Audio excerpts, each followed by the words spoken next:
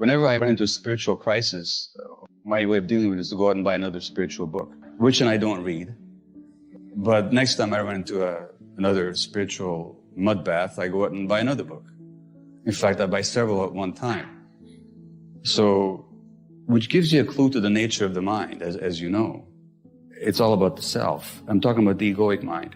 And so that egoic mind has no idea what the possible human is.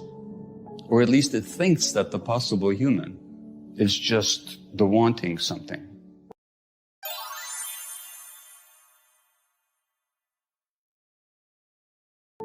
Now, in this culture, we've made that into an ideology.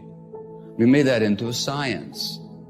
We made it into a philosophy of life. So that the North American belief, or the belief of any materialistic society, but particularly capitalist society, is that the nature of the human being is to be selfish, to be acquisitive, to be aggressive, and to be competitive. And this is who we actually are. And you know what? Scientists will actually find for you the selfish gene. There's even a book written with that title. No, that's not science, it's ideology. But it's an emanation of that egoic mind, the same egoic mind that sits there saying, when is it going to be my turn? I could complain. Why can't I have that experience that other people have had of the being and the presence and the stillness and the unity and all the beauty? Or I could actually notice that I've never stayed still long enough for that to happen. I've not trained my mind in that particular way. And that's, of course, I'm so excited to working with Sadhguru in this course, because I can see right away that it'll get me out of my mind. Out of your mind is supposed to be a bad thing. What are you, out of your mind? Thank God I'm out of my mind, finally, you know.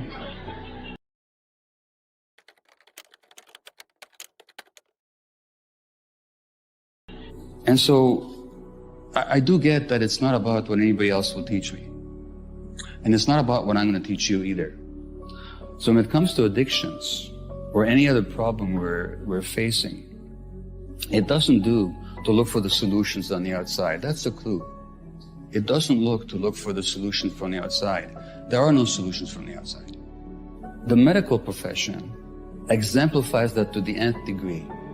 Because what we basically do as physicians is we would take addicted people, or depressed people, or anxious people, and not for a moment do we believe that they have the truth within themselves. Not for a moment do we believe that the healing power resides in us all. Not for a moment do we have any idea how to encourage, invigorate, and empower that healing capacity that we all have. What we do instead is we replace one pharmaceutical with another. For your depression, here's the pill. Now, and I'm not even saying that I'm against pills for depression. I've taken them myself and they really help me. But they're never the solution. They're not the answer. At the very best, they buy you some time. But then we stop there. We think this is it. The solution is, you have a problem, here's something from the outside. Take this, and then you'll be okay. The kind of getting into your body that Sadhguru was initiating here, and looking at the nature of our mind that I'm encouraging in this conversation never occurs to the mainstream healing profession in this country or in this Western world, which is why we're so far away from understanding or being able to solve any problem at all.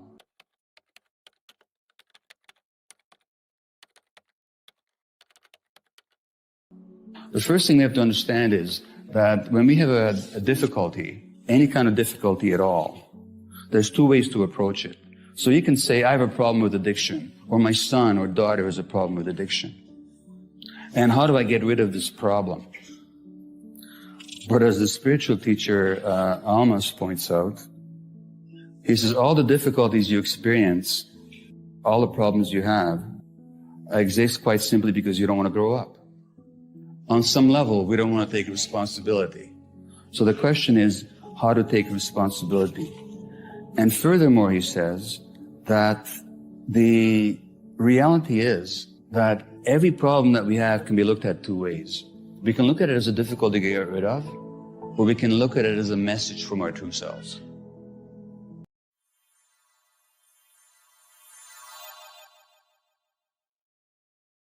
We can look at it as something to overcome and get through, or we can see it as a possibility of learning. And he says that all the difficulties that we have are actually designed for us by a part of ourselves that loves us so much that it'll create extra difficulties for us if we don't get the message. What else can it do? I've actually had people with cancer come and say to me, you know what, this cancer is the best thing that ever happened to me. And I've had people who've overcome addictions say to me, the addiction which gave me HIV is the best thing that ever happened to me. Now, what on earth are people talking about? And I don't say that I recommend those ways of learning. But what they are saying is that those difficulties woke them up to the necessity of getting to know themselves. That the cancer woke them up to the necessity of getting to know themselves and to accept themselves, and yes, to love themselves. And but for those experiences, they were too stubborn to learn. They were just going to stumble along life, living an alienated existence, and they were never going to wake up to who they really were. So what Amos is saying is that any problem comes along not in order to make our lives miserable, but actually in order to make our life less miserable.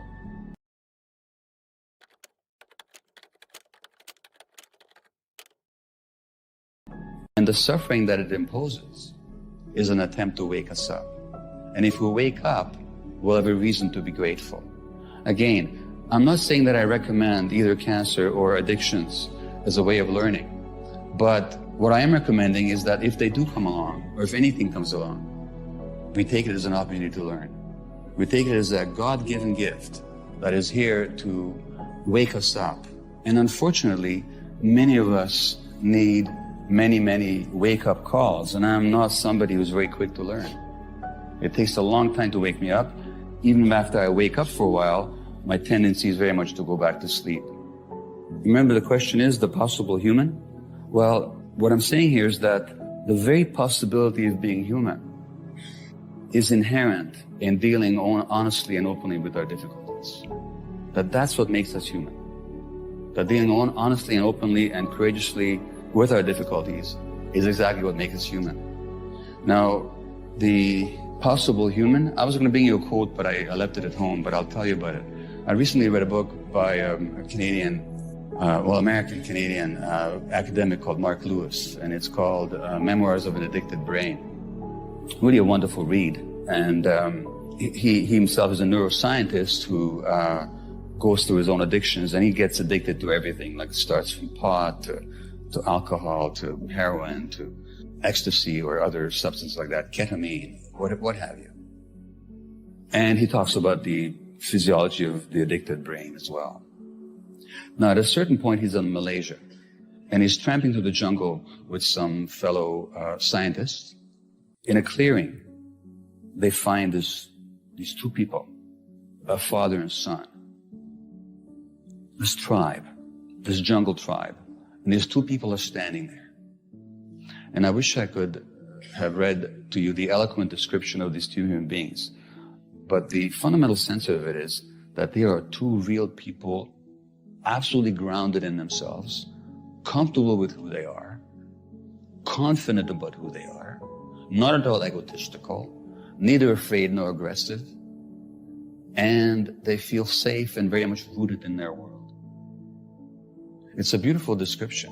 And of course, Lewis contrasts the confidence and stillness and presence of these two people with his own neurotic, troubled, uncomfortable in his own skin consciousness. And he says it's possible to be like that.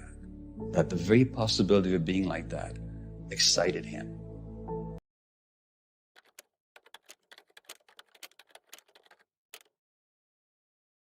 So when we talk about the possible human, we're not just talking about some faraway ideal that maybe will exist at some point in the future. And there's a kind of an idea these days that we're evolving to something higher.